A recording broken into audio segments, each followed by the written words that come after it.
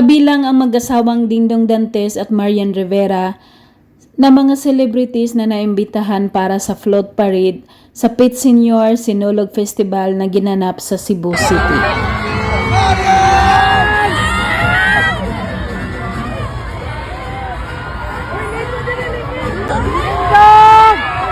Dinumog na maraming tao ang naturang Sinulog Festival Float Parade.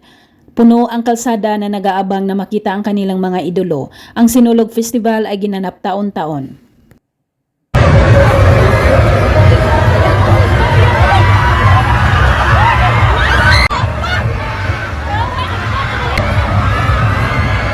Hindi magkamayaw ang sigawan ng mga tao lalo na't sa pagdaan ng sinasakyan ng mag-asawang Marian Rivera at Dingdong Dantes na walang tigil sa pagkaway sa kanila.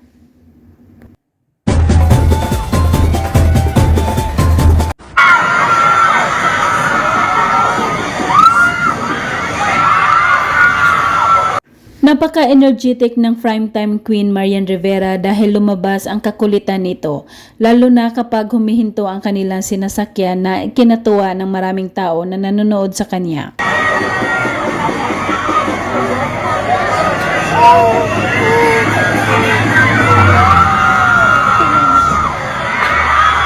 Ginawa din niya na magtago at binubulaga niya ang mga tao na nakatingin sa kanya. Hataw na hataw ito sa pagsayaw habang nasa likuran lang ang kanyang asawa na si Dingdong Dantes.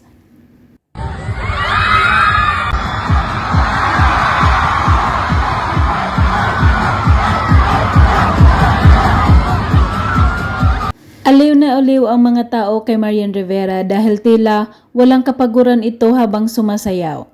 Ginawang stage ang float ng kanilang sinasakyan.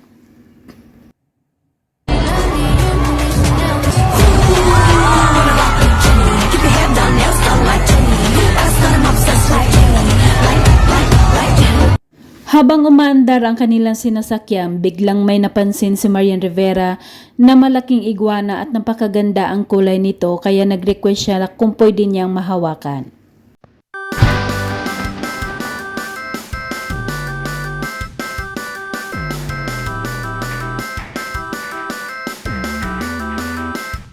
Dali-dali itong bumaba sa hagdan ng kanilang float at agad na hinawakan ang iguana at nagpa-picture. Mas takot pa ang ibang kasamahan niya sa iguana.